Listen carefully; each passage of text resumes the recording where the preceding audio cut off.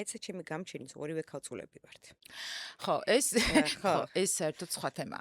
და აი ეს საიდუმლოს გამჟღავნება ხო. და ეს სირცხვილი და აი ეს რაღაც ის აი როგორც ამბობ რა ეს რაღაც მიღება, ტრავმის მიღება. ამ შემთხვევაში ორივეზე თანაბრად ნაწილდება? თანაბრად გადანაწილდა, შენ გაგიხარდა რომ ვერ მიგიღო?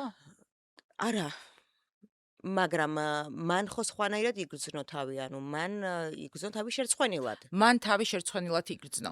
მე არ ვიგრძენი თავი შერცხვენილად. მე ვფიქრობ, რომ მე ხო არ მინდა რაღაც ის გავაკეთო, მაგრამ მე ვფიქრობ, რომ გულის სიღრმეში სირცხვილის გრძნობა მაქვს? რო არ გაღიარა, თან ადამიანი, რომელიც ამდენ სიკეთეს აკეთებ, ანუ შენ რო იყო რაღაცა რეციდივისტი და რაღაცა და ეხა იმან არ უნდა შენი გამოჩენა და ვერ მიგიღო და ეს რა გავაჩინე და რატო გავაჩინე ხო, მაგრამ შენ ხარ ადამიანი, რომელიც სიმართლეს ემსახურება, რომელიც ემსახურება ყველაზე ძვირფას, რაც ქართველისთვის ვითომ არის და წესით უნდა იყოს. ანუ ჩვენ ხო ისეთი გამოვდივართ ძალიან სიტყვებით, რომ რაღაც დედაშვილობა და რაღაც ქართველობა და ვაჟკაცობა და სინამდვილეში აბსოლუტურად სხვა რეალობა გვაქვს, ხო?